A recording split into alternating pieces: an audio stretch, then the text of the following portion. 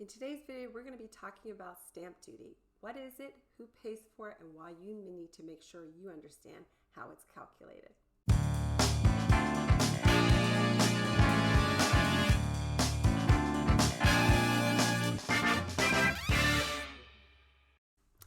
Hi everyone, Ugo Renze with Onyx Property Consultants powered by Keller Williams. Thanks for watching. Be sure to subscribe and hit the bell for notifications as I put out weekly content talking about London property market, all things London property related, and answering your questions. So we're going to be talking today about stamp duty. What is it and who pays for it? Stamp duty in essence is a tax on purchase at the transfer of a property. So again, it's not a concept that many foreign buyers might be used to, especially if they're coming over from America, but I work with a lot of buyers and it's definitely something that I make sure that they understand, because it isn't something that you can roll up into a mortgage. It's an amount you're going to have to pay out of pocket. Stamp duty started actually back in the 1950s, but back then it was as low as 1% on property values over $30,000. Since most properties were valued around $20,000, most people didn't pay stamp duty.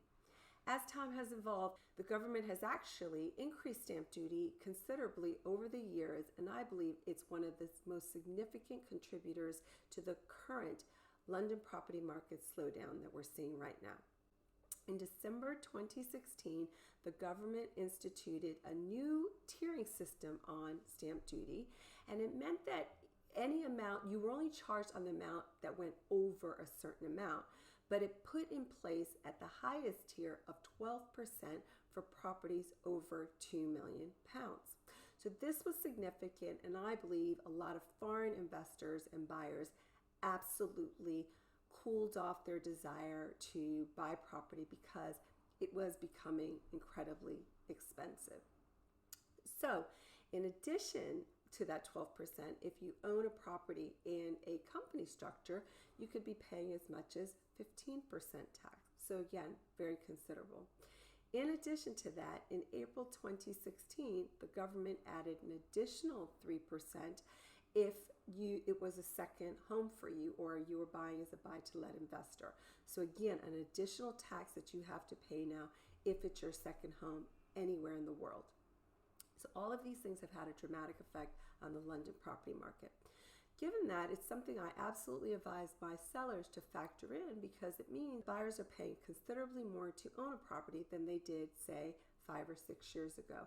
And given that they can't roll it into a mortgage, they're going to have to budget and come out of pocket for that amount. The good thing is, with the changes, the government definitely skewed more of the burden of stamp duty to higher value transactions.